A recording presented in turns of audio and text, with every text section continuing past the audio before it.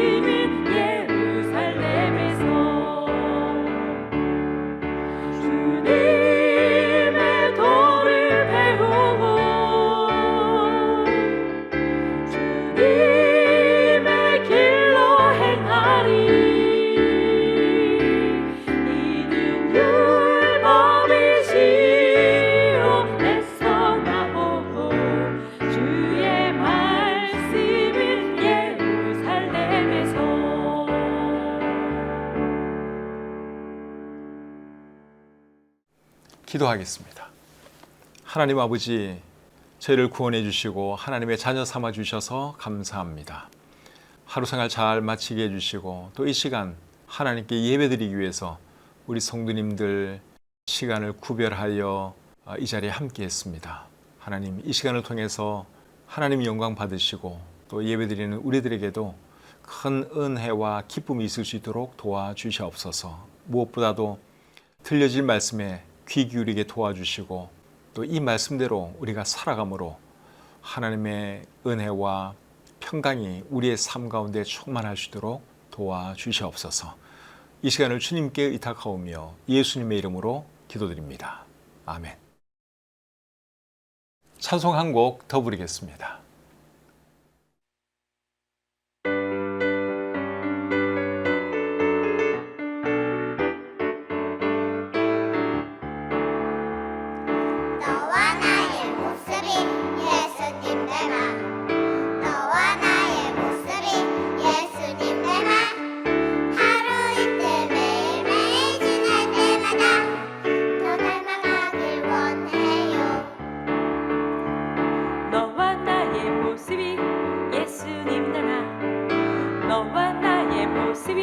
예수님 닮아 하루 이틀 매일매일 지날 때마다 더 닮아가길 원해요.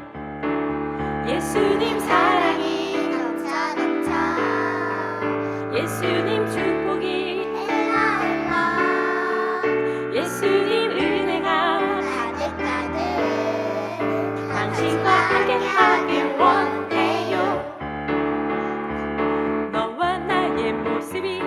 예수님 닮아 너와 나의 모습이 예수님 닮아 하루 이틀 매일매일 지날 때마다 더 닮아가길 원해요. 너와 나의 모습이 예수님 닮아 너와 나의 모습이 예수님 닮아 하루 이틀 매일매일 지날 때마다 더 닮아가길 원해요. 예수님 사랑이 넘쳐 예수님 축복이 헬라헬라 예수님 은혜가 가득가득 당신과 함께하길 원해요. 예수님 사랑이 넘쳐 예수님 축복이 헬라헬라 예수님 은혜가 가득가득 당신과 함께하길 원해요. 당신과 함께하길 원해요. 당신과 함께하길 원해요.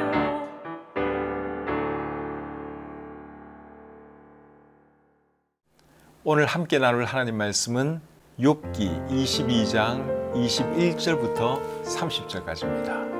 욥기 22장 20절부터 30절까지 말씀을 제가 읽어드릴 때 여러분들 눈으로 잘 따라 읽으시기를 바랍니다. 너는 하나님과 화목하고 평안하라. 그리하면 복이 내게 임하리라. 청하건대 너는 하나님의 입에서 교훈을 받고 하나님의 말씀을 내 마음에 두라. 네가 만일 전능자에게로 돌아가면 네가 치음을 받을 것이며 또 내 장막에서 불의를 멀리하리라. 내 보화를 티끌로 여기고 오빌의 금을 계곡의 돌로 여기라. 그리하면 전능자가 내 보화가 되시며 내게 고귀한 은이 되시리니 이에 네가 전능자를 기뻐하여 하나님께로 얼굴을 들 것이라. 너는 그에게 기도하겠고 그는 들으실 것이며 너의 서원을 내가 갚으리라. 네가 무엇을 결정하면 이루어질 것이요 내 길에 빛이 비치리라. 사람들이 너를 낮추거든 너는 교만했노라고 말하라.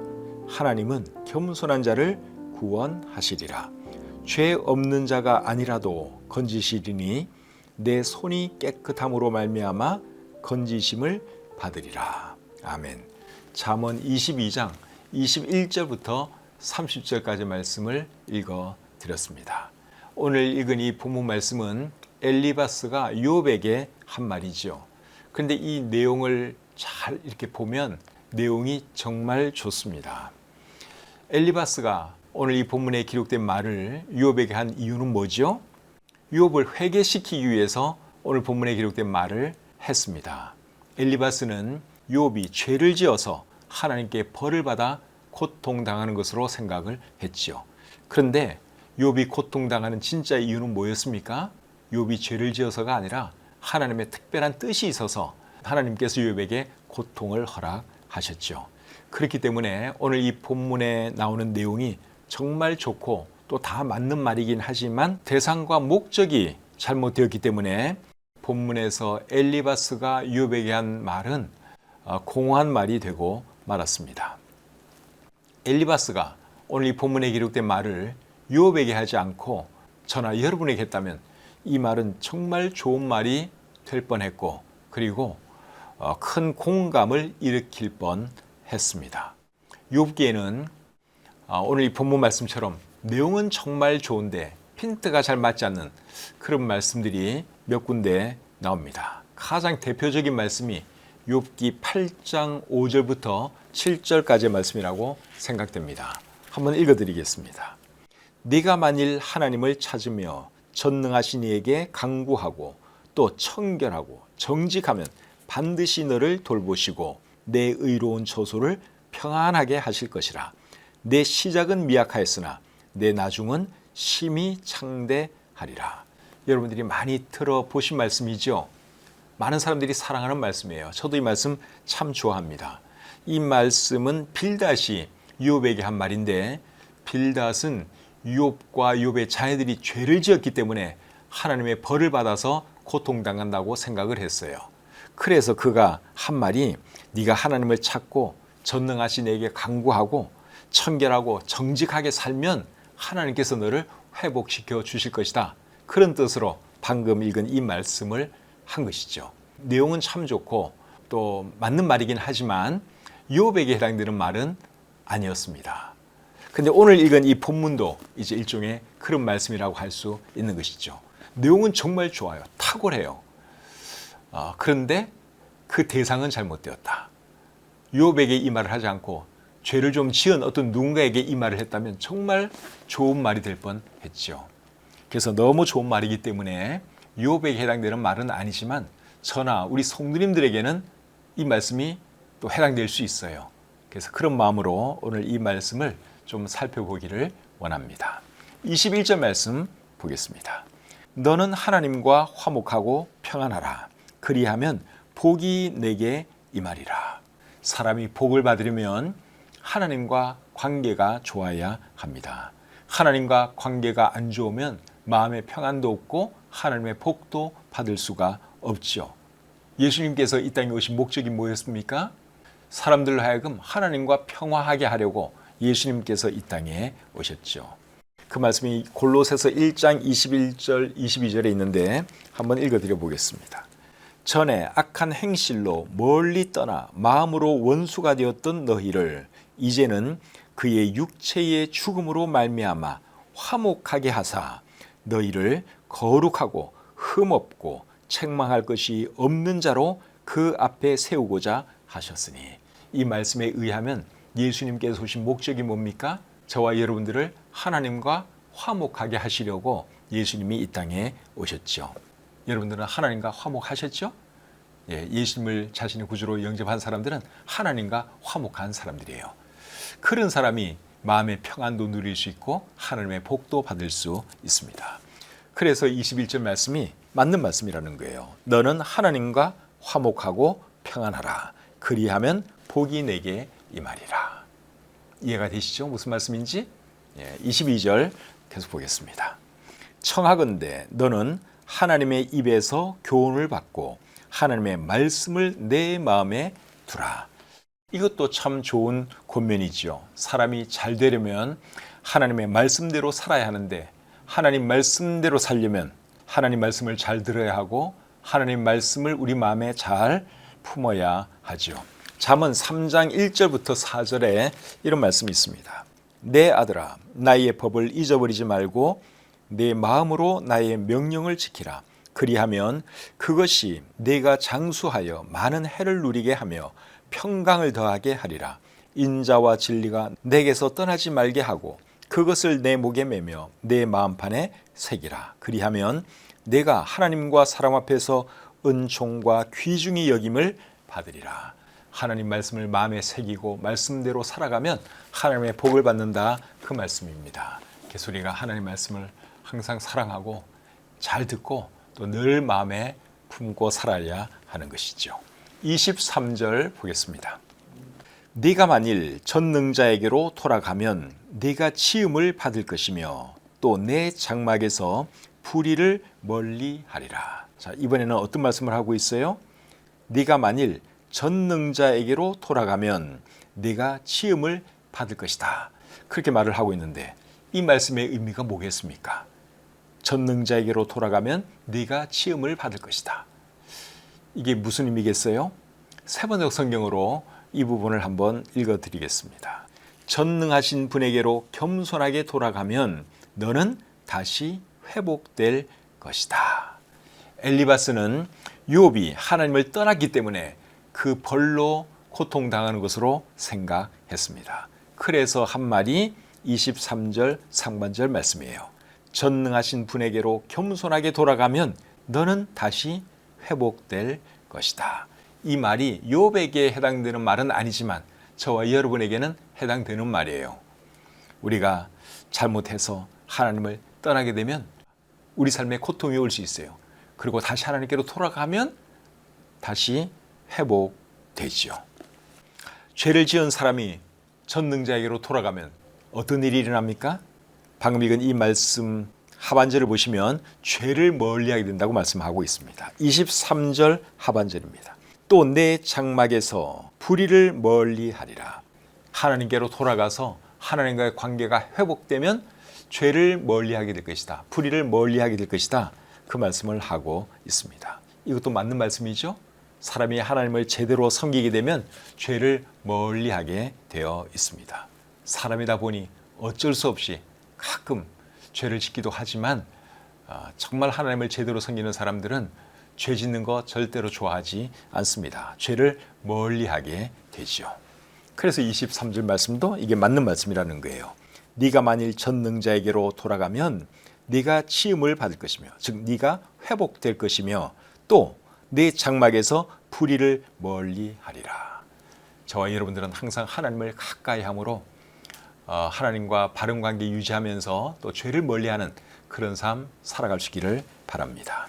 24절부터 26절까지 말씀 보겠습니다. 내 보화를 티끌로 여기고 오빌의 금을 계곡의 돌로 여기라. 그리하면 전능자가 내 보화가 되시며 내게 고귀한 은이 되시리니 이에 네가 전능자를 기뻐하여 하나님께로 얼굴을 들 것이라. 우리 속담에 황금보기를 돌같이 하라 하는 말이 있는데 우리 성경에도 비슷한 말이 있네요. 금을 계곡의 돌로 여기라. 금을 돌로 여기라고 한 이유가 뭡니까? 자, 25절이 거기에 대한 답을 주고 있습니다. 그리하면 전능자가 내 보화가 되시며 내게 고귀한 은이 되시리니. 왜 금을 돌로 여기라고 말했는가 하면 금을 돌로 여기면 하나님께서 내 보화가 되어 주실 것이기 때문에 금을 돌로 여겨야 한다. 그렇게 말하고 있는 것이죠. 여러분, 사람이 하나님을 제대로 못 섬기는 이유가 뭐겠어요? 여러 가지 이유가 있겠지만 그 중에 중요한 이유가 뭔가 하면 사람들이 재물을 하나님보다 더 사랑하기 때문에 그렇습니다. 재물을 하나님보다 더 사랑하고 황금을 더 사랑하다 보면 절대로 하나님을 제대로 섬길 수가 없어요. 그래서 예수님이 하신 말씀 중에 너희가 하나님과 재물을 겸하여 섬기지 못한다 하는 말씀을 하셨죠. 그러니까 엘리바스는 욥이 재물을 너무 사랑해서 하나님을 제대로 못 섬기는 것으로 생각을 한 것이죠. 욥에 대한 엘리바스의 생각은 틀렸지만 그의 말은 대다수 사람들에게 맞는 말입니다. 사람이 돈을 사랑하면 하나님을 제대로 섬길 수가 없습니다. 26절에 보니까 또 이렇게 말씀을 하고 있죠. 이에 네가 전능자를 기뻐하여 하나님께로 얼굴을 들 것이라. 하나님을 보화처럼 여기면 어떻게 된다 그랬어요? 하나님을 기뻐하게 될 것이고 하나님을 향하여 얼굴을 들게 될 것이다. 그렇게 말을 했는데 이 말도 맞는 말이죠. 그래서 우리가 하나님을 더 사랑하고 더 잘 섬기려면 재물을 사랑하면 안 됩니다. 재물은 좋은 것이고 필요한 것이지만 사랑의 대상은 아니에요. 우리가 사랑해야 할 대상은 누굽니까? 하나님이시고 하나님이 사랑하는 사람들이죠. 그래서 우리가 사람을 사랑하고 하나님을 사랑해야지 돈을 사랑하면 절대로 안 됩니다. 재물에 대해서는 어떤 생각을 가져야 됩니까? 있으면 좋고 주시면 감사하고 없으면 없는 대로 산다. 이런 자세로 살아야 하는 것이죠. 그렇게 살면 마음이 평안해집니다. 그런데 재물이 없으면 막 불안해하고 어떻게 해서라도 재물을 많이 가지려고 하다 보면 이제 문제가 되는 것이죠. 시편 39편 6절과 7절에서 다윗은 이런 말을 했습니다. 진실로 각 사람은 그림자같이 다니고 헛된 일로 소란하며 재물을 쌓으나 누가 거둘는지 알지 못하나이다. 주여, 이제 내가 무엇을 바라리요? 나의 소망은 주께 있나이다. 다윗이 보니까 사람들이 재물을 얻으려고 분주하게 왔다 갔다 했어요. 그런 사람들을 보면서 다윗이 하는 말이 내 소망은 주님께 있습니다. 그런 고백을 했습니다. 저와 여러분들도 다윗처럼 이런 고백할 수 있기를 바랍니다. 재물이 좋은 것이긴 하지만 필요한 것이긴 하지만 우리의 마음을 두어야 할 분은 하나님이십니다. 하나님을 사랑해야 합니다. 하나님이 사랑하는 사람들을 사랑해야 합니다. 그리고 하나님께서 우리에게 재물 주시면 또 그 재물을 하나님을 위해서 사용하고 사람들을 위해서 사용할 줄 알아야 하는 것이죠.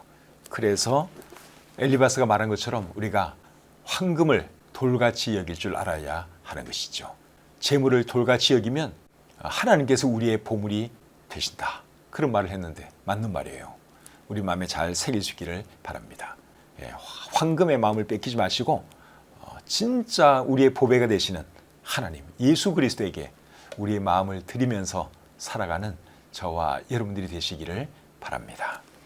27절, 28절 보겠습니다.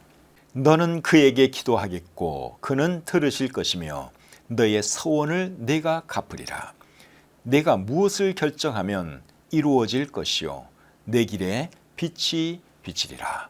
이 말씀은 물질보다 하나님을 더 귀하게 생각하고 살아가는 사람들에게 이루어질 복에 대한 말씀이지요. 어떤 복을 받는다 그랬습니까? 4가지 복을 말씀하고 있는데 첫째는 하나님께 기도하면 하나님께서 들어주실 것이다. 그렇게 말을 했고, 두 번째는 서원한 것을 갚게 될 것이다. 그런 말을 했습니다. 서원한 것을 갚게 된다 하는 이 말은 서원 기도한 것이 이루어졌다 그 말이죠. 그러니까 이제 서원한 것을 갚게 되는 것이죠. 그리고 세 번째로는 무엇을 결정하면 하나님께서 이루어 주실 것이라고 했습니다. 그리고 네 번째는 가는 길에 빛이 비칠 것이다. 그렇게 말을 하고 있습니다. 어떤 사람들에게 이런 복이 이루어진다는 거예요?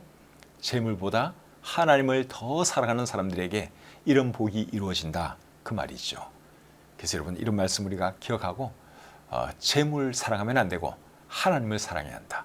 재물보다 하나님을 귀하게 생각해야 한다 하는 사실을 꼭 기억하시고 저와 여러분들이 항상 그렇게 살아갈 수 있기를 바랍니다. 그렇게 살아감으로 방금 읽은 이 4가지 약속의 말씀이 저와 여러분들의 삶에 이루어지기를 주님의 이름으로 축복합니다.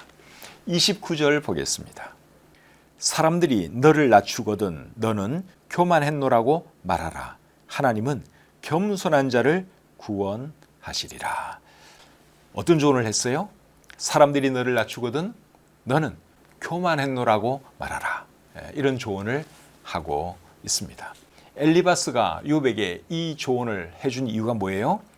욥이 교만하다고 생각했기 때문에 이 조언을 해준 것입니다. 그렇기 때문에 이 조언이 욥에게는 해당 안 되지만 우리에게는 해당될 수 있습니다.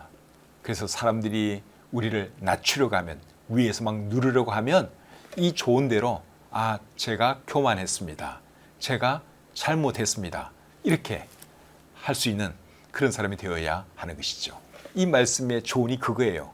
누가 우리를 미워하고 우리를 막 누르려고 하면 내가 교만했습니다. 내가 실수했습니다. 내가 잘못했습니다. 그렇게 말하라는 거예요. 그것이 지혜 아니겠습니까? 우리를 낮추다 보면 또 그 사람 마음이 풀어지겠죠. 그러면서 관계가 회복될 수 있습니다. 이런 조언 여러분 꼭 기억했으면 좋겠습니다. 제가 다시 한번 읽어드리겠습니다. 29절 사람들이 너를 낮추거든 너는 교만했노라고 말하라. 하나님은 겸손한 자를 구원하시리라. 그래서 우리를 누가 미워하고 막 누르려고 하면 제가 잘못했습니다. 제가 교만했습니다. 그렇게 말할 수 있어야 돼요. 그리고 진심으로 그렇게 말하다 보면 하나님이 그 사람을 결국 높여주시죠. 왜냐하면 하나님은 겸손한 자를 사랑하시고 겸손한 자를 도와주시는 분이기 때문에 그렇습니다. 이제 마지막으로 30절 보겠습니다. 죄 없는 자가 아니라도 건지시리니 내 손이 깨끗함으로 말미암아 건지심을 받으리라.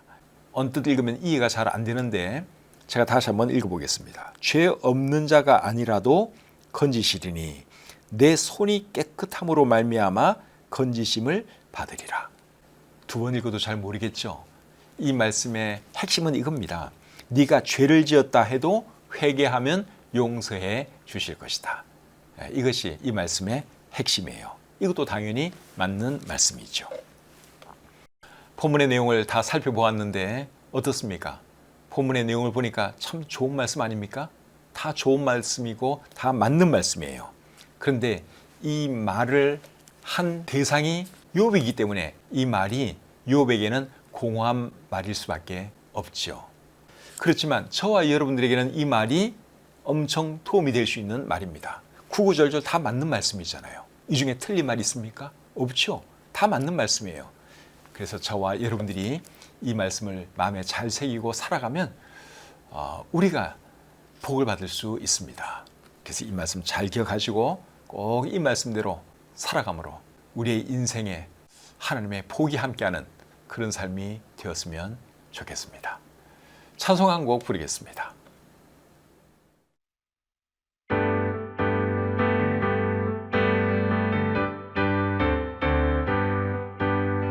예수 안에서 우리 화목됐네. 예수 안에서 우리 화목됐네. 하나님의 영광 함께 누릴 소망인데. 예수 안에서 우리 화목됐네. 예수 안에서 우리 기뻐하네. 예수 안에서 우리 기뻐하네. 하나님의 영광 함께 누릴 소망인데. 예수 안에서 우리 기뻐하네. 예수 안에서 우리 사랑하네. 예수 안에서 우리 사랑하네. 하나님의 영광 함께 누릴 소망인데. 예수 안에서 우리 사랑하네. 예수 안에서 우리 감사하네.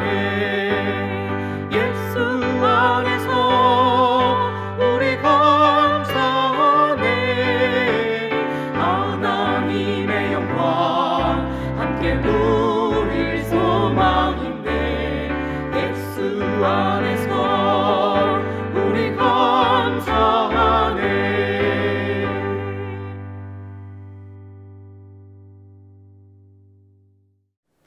기도하겠습니다.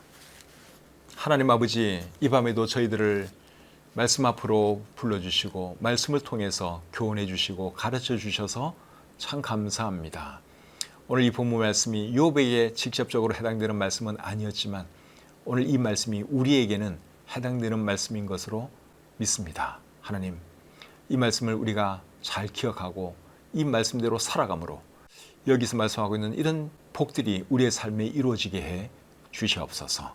오늘 밤에도 편안히 쉬게 해주시고 또 오는 주일 기쁨으로 다 교회 모여서 우리 하나님을 예배하게 해 주시옵소서. 오늘 한날의 모든 생활도 감사드리며 우리를 사랑하시는 예수님의 이름으로 기도드립니다. 아멘. 오늘 읽은 이 본문 말씀은 전혀 어렵지 않습니다. 그냥 읽기만 하면 다 이해가 되는 말이고 또 아멘 할 수밖에 없는 말입니다. 너무 좋은 말씀들이에요. 그래서 이 말씀 한번 다시 쭉 읽어보시고 마음에 잘 담으셨으면 좋겠습니다. 어린 자녀들과 함께 예배드린 분들에게는 오늘 드린 말씀 중에서 어떤 말씀이 도움이 되는지, 개인적으로 특별히 기억하고 살기를 원하는지, 실천하기 원하는지 한번 물어보시고 또 아이들 대답도 한번 들어보시고 주무시기를 바랍니다. 오늘 하루 일하시느라고 수고 많이 하셨습니다. 오늘 밤에 편히 주무시고 또 오는 주일날 기쁨으로 교회에서 뵙도록 하겠습니다. 평안한 밤 되십시오.